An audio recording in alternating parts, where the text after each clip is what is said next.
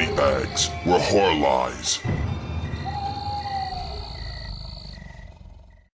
Who is this irresistible creature who has an insatiable love for the dead?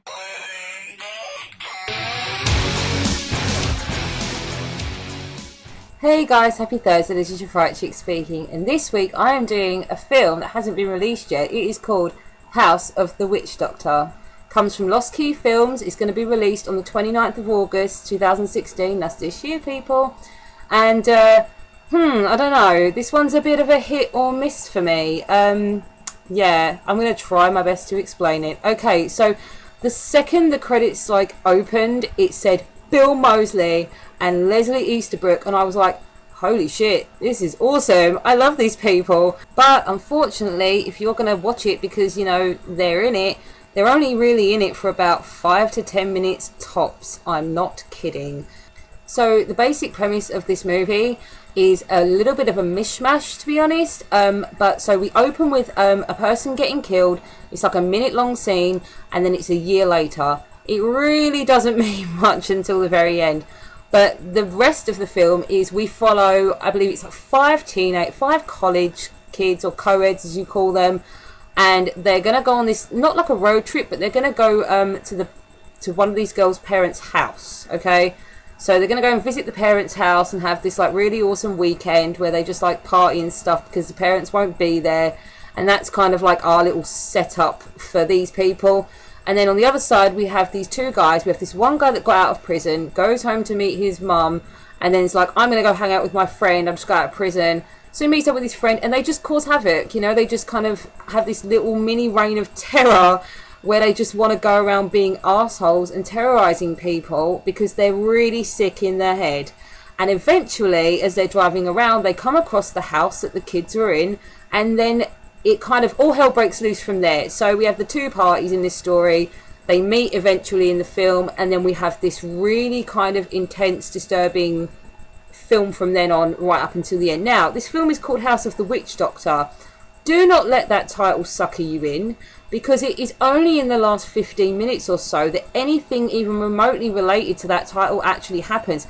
This film does not know what it wants to be, and I'm not saying that in a really necessarily a bad way, but at times it's like a home invasion film, then it wants to be a voodoo film, then it turns into freaking Home Alone, like X-rated Home Alone. I'm not kidding. It's very comedic, but I know that it's not trying to be comedic. I know this.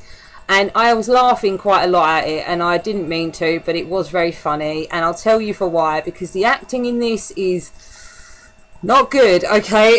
The acting is not good. I'll give props to the red-headed actress that was in this. She did okay in the emotional scenes, but the rest of them, especially the guy that's, you know, one of these prison guys, was really hokey, and it just was more funny than scary.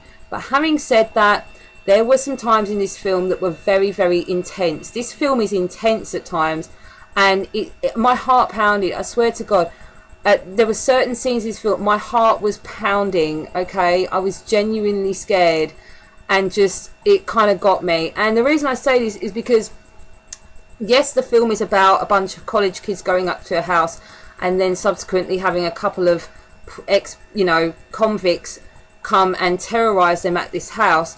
But it's really messed up, this film, at times, because in the first 15 minutes we have a rape and murder scene that's just full on. And there are several rape scenes in this film, actually. I'm just going to say this. There are several rape scenes in this film, and there's a lot of female nudity, obviously non-consensual female nudity. It's just quite hard to watch at points. And then it just goes back to being hilariously bad, hilariously funnily bad. There's an unnecessarily large amount of fade to blacks in this film, and it really just makes the film look like it's someone's college project, okay? It's like something that I used to make when I was in college, and I think they should just have taken those out. They didn't need them. They really didn't. There's a lot of cliches going on in here. We literally have in the first 10 minutes, I was pointing them out to myself. I was like, okay, we've got the slut girl, the jock guy, the innocent girl, the survivor girl, the nerd guy. okay, we need like a backwards mother. Yeah, we got one of those. And I was like, right, where's the Harbinger? Oh, there's the Harbinger. And I was like, damn, they put a lot of cliches in this film. But I guess it's not like really a bad thing. It's kind of nice to just be able to kind of go, okay, so it's following a formula. One of the guys is very much like Chop Top as well. He's just this kind of weird comical Chop Top character.